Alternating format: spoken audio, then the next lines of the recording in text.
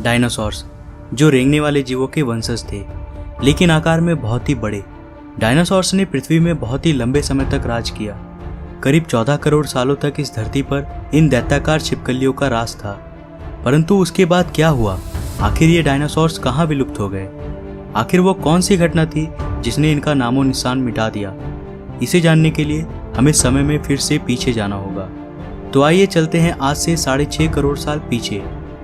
आज से करीब 6.5 करोड़ साल पहले धरती का मौसम काफ़ी सुहाना था।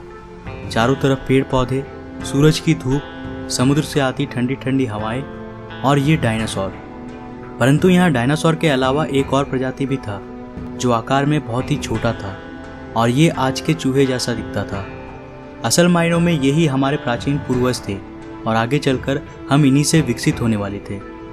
ये थे मैमल्स, यानी स्तनधारी जीव। आपकी जानकारी के लिए मैं बता दूं कि डायनासोर्स अंडे देते थे, लेकिन मैमल्स अंडे नहीं देते हैं। हम इंसान भी एक मैमल हैं। उस वक्त ये मैमल्स डायनासोर्स के डर से जमीन के अंदर बिलों में छुप कर रहते थे और इनकी यही खासियत इनके लिए वरदान बनने वाला था। जब ये सारे जीव आराम से धरती में अपना जीवन बिता रहे थे, उस वक्त एक 10 किलोमीटर के डायमीटर वाला एक एस्टेरॉयड सीधे धरती की ओर बढ़ रहा था। धरती के ग्रेविटेशनल फील्ड में घुसते ही इसका रफ्तार एकाएक और तेज हो गया। प्रत्येक सेकंड के साथ साथ ये धरती के करीब और करीब बढ़ता जा रहा था। करीब 70,000 किलोमीटर प्रति घंटे के रफ्तार से यह धरती के वायुमंडल में प्रवेश करता है। धरती के वायुमंडल में घुसते ही घर्षण की वजह से ये एक आग के गोले में बदल गया। इसकी चमक इतनी अधिक थी कि इसके 800 किलोमीटर के रेडियस में आने वाले सभी जीव पूरी तरह से अंधे हो चुके थे। ये जीव इसे देख नहीं पा रहे थे, लेकिन वो इसे महसूस कर सकते थे। एस्टेरॉयड जमीन से टकराता है और एक बहुत ही भयंकर विस्फोट होता है। ये विस्फोट इतना शक्तिशाली था कि इसके टकराते ही पृथ्वी की लाखों मीट्रिक टन धातु अंतरिक्ष में चला गया। विस्फोट वाली जगह पर एक 180 किलोमीटर चौड़ा और 20 किलोमीटर गहरा गड्ढा बन गया। इस गड्ढे का सारा मैटर आसमान में धूल के एक बड़े बादल का निर्माण किया। इतने बड़े टक्कर की वजह से भूकंप की तरंगें धरती के क्रस्ट में कई किलोमीटर दूर तक चली गई। इस वजह से समुद्र में विशालकाय लहरों का निर्माण हुआ और एक के बाद एक सुनामी की लहरें चारों तरफ बढ़ने लगी। धरती के महाविनाश की प्रक्रिया का आरंभ हो चुका था। इस विस्फोट में रेडिएशन की मात्रा इतनी बढ़ गई कि इसके 800 किलोमीटर के दायरे में आने वाले सभी जीव जलकर पूरी तरह से राख बन गए। पादपों के अंदर मौजूद सारा जल इस गर्मी के कारण भाप में बदल गया।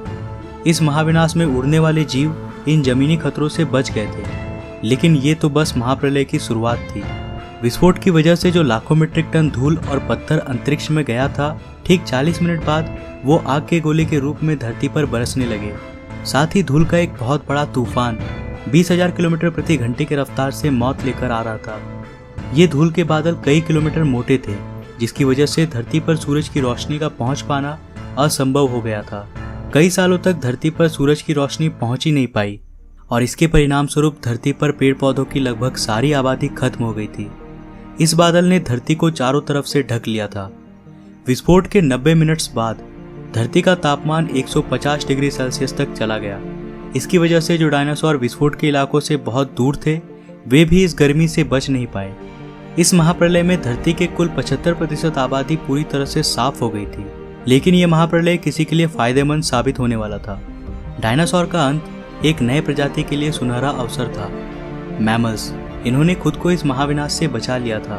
अत्यंत गर्मी से बचने के लिए ये जमीन के अंदर रहने लगे और जिंदा रहने के लिए इसने सब कुछ खाना शुरू कर दिया। इन डायनासोर्स के अवशेष आगे चलकर हमें भविष्य में मिलने वाला था, जिससे आज हम इनके अस्तित्व का अनुमान लगा सकते हैं। महाप्रलय के कुछ लाख साल बाद अब धरती पूरी तरह डायनासोर से मुक्त हो चुकी थी और धरती पर एक नई शुरुआत की प्रक्रिया चल रही थी। इस नई दुनिया में हमारे प्राचीन पूर्वज समय के साथ साथ विकसित हो रहे थे।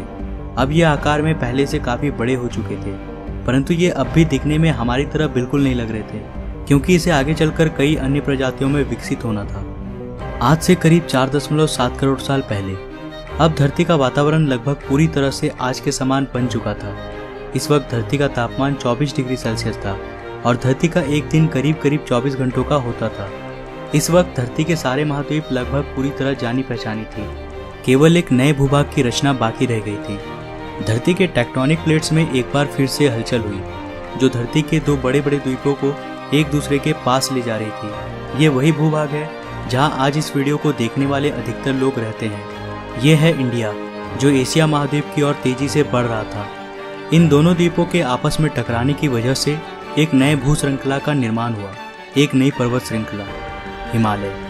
और ये है दुनिया की सबसे ऊंची चोटी, माउंट एवरेस्ट। इस पर्वत श्रृंखला में गिरने वाला बर्फ आगे चलकर कई नदियों का निर्माण करने वाला था, जो भविष्य में दुनिया के लगभग आधी आबादी को पीने का पानी मुहैया कराने वाली थी। लेकिन यहाँ धरती पर अब भी कुछ कमी रह गई थी। धरती पर अभी भी कोई चीज़ लापता थी। वे थे हम मनुष्य। लेकिन परिस्थितियाँ अब बदलने वाली थी। आज से 40 लाख साल पहले अफ्रीका के पूर्वी इलाके में एक नए पर्वत श्रृंखला का निर्माण हुआ, ईस्ट अफ्रीकन रिफ्ट वैली। ये पर्वत यहाँ आने वाले मानसूनी हवाओं के लिए एक अवरोध बन गई थी और इस वजह से यहाँ के जंगलों में बारिश आनी बंद हो गई। यहीं इसी जंगल में रहते थे एप्स। ये पेड़ के ऊपर रहते थे जहाँ उनको खाने की कोई कमी नहीं थी। इस वजह से ये हमेशा पेड़ों पर ही रहते थे। लेकिन अब यहाँ समय के साथ साथ सूखा पड़ने लगा। बिना बारिश के जंगल पूरी तरह साफ हो गई और इन एप्स के लिए खाने की समस्या उत्पन्न हो गई। खाने की तलाश में इन्होंने पेड़ों से उतरने का निर्णय लिया। यह है एडिपिथेकस रेमिडस। ये हमारे पूर्वज थे जिन्होंने एक बहुत बड़ा निर्णय लिया था। इनका दिमाग एक संतरे जितना बड़ा था और आकार में ये महज 4 फीट लंबे होते थे। कई हजार सालों के विकास क्रम के बाद हमारे पूर्वज अब 2 पैरों पर चलने लगे। इससे ऊर्जा कम खर्च होती थी और ये चलते हुए भी खा सकते थे। अब इनका दिमाग भी तेजी से बढ़ रहा था। ये धीरे धीरे होशियार बन रहे थे। समय के साथ साथ विकास की प्रक्रिया चलती रही। हमारे पूर्वज धीरे धीरे विकसित होने लगे और इनका दिमाग भी धीरे धीरे बड़ा होने लगा। समय के साथ साथ इन्होंने पत्थरों से हथियार बनाना सीख लिया। अब शिकार करना काफ़ी आसान हो गया था। समय के बीतने के साथ साथ हमारे पूर्वजों ने आग को काबू करना सीख लिया। आग की खोज हमारे पूर्वजों के लिए सबसे बड़ी खोज थी। ये उन्हें गर्मी, रोशनी और अंधेरों में सुरक्षा देती थी और इसी वजह से अब परिवार भी बनने लगे। हमारे पूर्वज अब साथ साथ रहने लगे। इससे वे सुरक्षित रहते थे। आग में पका मांस को चबाने में कम ऊर्जा खर्च होती थी और इसी वजह से ये ऊर्जा अब इनके दिमाग में खर्च होने लगी। हमारे पूर्वजों का दिमाग अब काफ़ी बड़ा हो चुका था। ये थे होमो इरेक्टस, हमारे पूर्वज जो अन्य जानवरों से ज़्यादा होशियार थे और मिलजुल कर रहने वाले पहले जीव थे। इन्होंने अपने संदेश को दूसरों तक पहुंचाने के लिए अलग अलग आवाज़ें निकालनी शुरू की। इससे हमारे पूर्वजों ने भाषा का निर्माण किया, जिसके जरिए हम बातचीत कर सकते थे और ये हमारी सबसे बड़ी उपलब्धि थी। यही वो आखिरी विकास क्रम था जिसके बाद विकसित होकर हम बने। आज से करीब 2 लाख साल पहले कई सालों के विकास क्रम के बाद हमारा अस्तित्व शुरू हुआ। हम होमो सेपियंस यानी बुद्धिमान जीव। हमारे पास धरती के सारे जानवरों की तुलना में सबसे बड़ा दिमाग था। हमारे पास औजार थे, भाषा थी और सबसे बड़ी चीज़ हमारे पास दिमाग था। आज से करीब कुछ सेकंड पहले हमने और आपने साथ में मिलकर 4.5 अरब साल के सफ़र को तय किया। अब हम वापस घर आ चुके हैं। यह है हमारी दुनिया, हमारा समय। आज हम काफ़ी विकसित और आधुनिक बन चुके हैं। आज हम अपने आसपास घटने वाली घटनाओं को पूरी तरह समझ सकते हैं। हम जानते हैं कि ये समुद्र कहाँ से आए। हम आज ये भी जानते हैं कि यह ज़मीन जहाँ हम खड़े हैं उसका निर्माण कैसे हुआ और आखिर में धरती में जीवन कहाँ से आया था। लेकिन हमारा सफ़र अभी भी ख़त्म नहीं हुआ है। हमें अभी और भी आगे जाना है।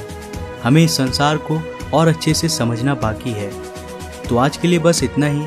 अगर आपको ये वीडियो पसंद आया तो इसे लाइक ज़रूर करें और नीचे कमेंट में बताएं कि आपको ये सफ़र कैसा लगा। अगर आप नए हैं इस चैनल पे तो चैनल को सब्सक्राइब करने के साथ साथ नोटिफिकेशन बेल को भी ऑन कर ले।